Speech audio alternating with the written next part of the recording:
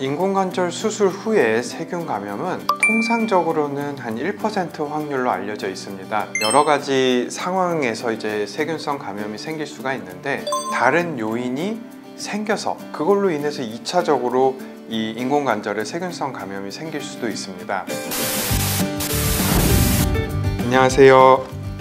서울원병원 관절센터의 이영민입니다. 오늘 제가 말씀드릴 내용은 인공관절 수술 후에 생길 수 있는 감염증에 대해서 좀 말씀을 드려볼까 하는데요. 인공관절 수술을 하고 나서 이제 여러 가지 조심해야 되는 것들이 참 많이 있겠지만, 특히 이제 확률적으로 좀 그래도 상대적으로 흔하다면 흔할 수 있고, 그러면서 좀 치명적일 수 있기 때문에 알아두시면 좀 도움이 많이 될 것 같아서 준비를 좀 해봤습니다.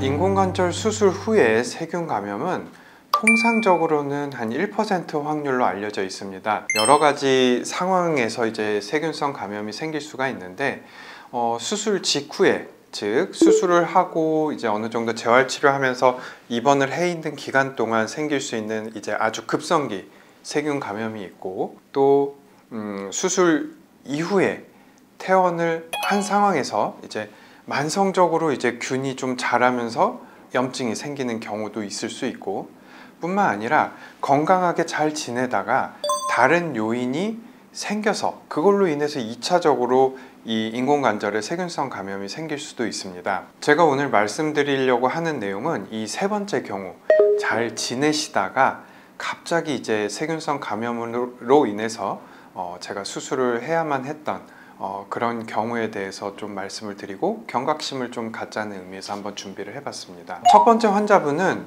72세 여자분이셨고, 제가 이 세균성 감염이 발생하기 2년 전에 인공관절 수술을 양쪽 무릎에 진행을 했던 분입니다. 그래서 수술 이후에 굉장히 건강하게 잘 지내셨고 여행도 다니고 이렇게 잘 하셨는데, 그렇게 되면 보통 이제 수술하고 2년 정도 지나면 저는 별일 없으면 한 1년에 한 번 정도씩 엑스레이 찍으면서 경과관찰만 가볍게 좀 하는 단계에 이르게 되는데, 갑자기 이제 환자분께서 쩔뚝거리면서 이제 병원으로 이제 내원을 하셨습니다. 그래서 무슨 일이 있었는지 이제 하나하나 이제 병력 청취를 하게 되는데, 갑자기 이제 하루 전날부터 통증이 생기면서 무릎을 디딜 수 없이 아파지고 무릎을 건드리기도 힘들고, 그래서 가까운 정형외과를 갔더니 무릎이 많이 부어 있고, 물을 좀 뽑았더니 안쪽에서 이제 좀 고름이 의심된다고 해서 이제 저한테로 찾아오셨던 상황이었습니다. 그래서 환자분께 이제 어떤 일이 있었는지 하나하나 이렇게 좀 자세히 좀 여쭤봤는데요. 한 2, 3일 전쯤에 생굴을 가족끼리 이제 여행 가서 맛있게 드시고 오셨는데, 그러고 나서 그날 밤부터 이제 좀 설사병이 나서 이틀간 좀 고생을 하다가 지금은 조금 잦아들었는데, 그러고 나서 이제 무릎이 아파지기 시작했고, 무릎이 아파지면서 또 다시 설사도 도지는 병력이 좀 있었습니다. 그래서 환자분의 이제 신체 검진을 했을 때 무릎을 거의 뭐 옴짝달싹 못할 정도로 이제 만지기만 해도 통증이 좀 있는 상태였고, 부어 있고, 심지어 내원하시기 하루 전날 이제 타 병원에서 관절 천자를 했음에도 불구하고 무릎이 아주 빵빵하게 부어 있는 상황이었고, 무릎 주변으로 이제 건드리기만 해도 통증이 굉장히 좀 심한 상태였습니다. 뿐만 아니라 여전히 설사를 이제 계속 좀 하고 있는 상황이어서 관절 천자를 일단 먼저 시행을 했고, 관절 천자상 약 40cc 정도의 이제 관절액이 나왔고, 명백하게 좀 고름 양상을 보였습니다. 그와 동시에 이제 내과 원장님과 협진해가지고 이 대변 검사도 같이 시행을 했었고, 대변 검사에서도 이제 노로바이러스와 로타바이러스 병합된 장염균들이 또 검출이 됐습니다. 이 무릎에서 뽑아낸 고름을 가지고 이제 보통은 그거를 이제 한 번 더 확진이나 확신을 갖기 위해서 저희가 이제 또 여러 가지 화학 검사들을 하는데, 환자분의 이 관절 천자액에서 나온 그것의 백혈구 수를 세고, 거기에서 이제 또 백혈구 수 중에 중성구가 몇 %가 되는지, 단백질의 함량은 어떻게 되는지, 당의 수치는 어떻게 되는지, 마지막으로 이제 세균 배양 검사, 이런 것들을 이제 체크를 하게 됩니다. 이 백혈구 수치가 보통 10,000 이상이면 세균성 감염을 강력하게 좀 시사한다고 볼 수 있는데, 환자분은 37,700이라는 숫자가 나왔고, 뿐만 아니라 중성구수도 95%로 굉장히 높게 나왔습니다. 일단 뭐 육안상으로도 고름이기는 했지만 또 그런 것들이 또 이런 소견들이 이 세균성 감염을 굉장히 또 강력하게 뒷받침을 해주고 있는 상황이었습니다. 뿐만 아니라 세균성 감염에서는 관절 천자에게 이제 단백질 함량이 굉장히 좀 높게 나타나고, 반대로 당 수치는 떨어지게 됩니다. 이 세균들이 관절액에 있는 당을 이제 먹어치움으로써 혈당이 굉장히 낮게 측정이 되는데, 그런 것들 또한 이제 혈당이 6밖에 되지 않았기 때문에 굉장히 이제 세균성 감염이 의심이 됐었고, 하지만 관절액에서의 세균 배양 시 균이 검출되지는 않았습니다. 하지만 이제 관절액에서 균이 나오지 않았다고 해서 이게 세균성 균이 없었겠구나 라고 생각할 수는 없고, 그 외의 모든 조건들이 세균성 감염을 시사하였기 때문에 이제 수술을 고려를 하게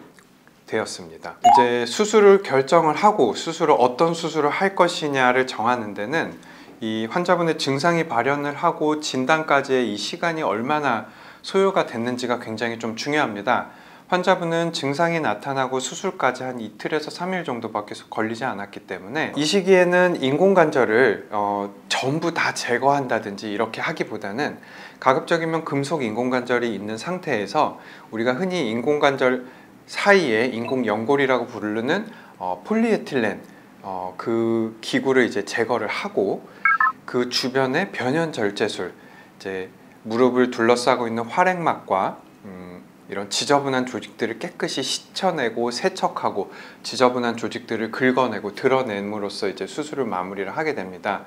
그래서 환자분도 마찬가지로 이제 변연절제술을 굉장히 광범위하게 변연절제술을 시행을 하고, 뿐만 아니라 이제 폴리에틸렌이라고 하는 인공연골을 제거 후 무릎 뒤쪽까지 깨끗하게 이제 제거를 하게 됩니다. 그렇게 하고 아주 다량의 생리 식염수로 세척을 하고, 안쪽에 이제 관절의 인대 균형을 맞춰서 새로운 폴리에틸렌 조직을 삽입을 한 후에 관절 안에 배액관을 삽입하고 수술을 마무리를 하게 됩니다. 이 환자분 같은 경우는 수술 이후에 이제 정맥 주사로 항생제를 사용을 해야 되는데, 보통은 이제 균이 검출이 되면 그 균에서 어떤 항생제가 잘 듣고 어떤 항생제에 내성이 있는지를 검사를 해서 항생제를 정하게 되는데, 이분 같은 경우는 이제 균이 동정이 되지는 않았고, 하지만 이제 원인균은 아마 이제 장내 세균이 피를 타고 돌다가 안착을 했을 것이라고 생각을 하고, 그거에 준해서 이제 경험적인 항생제를 사용을 했습니다. 수술 이후에 약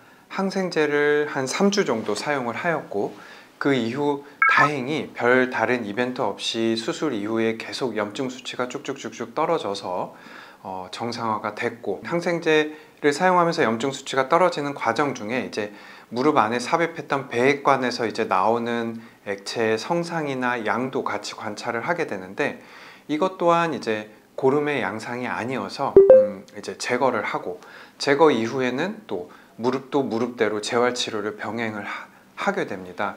다행히 환자분께서는 한 3주 정도 지난 후에 염증 수치도 정상화가 됐고, 그 이후에 이제 무릎도 한 3, 4일 정도 이후에부터 이제 거의 정상 범위까지 움직여져서 4주가 채 되지 않은 시점에서 퇴원을 고려할 수 있었습니다.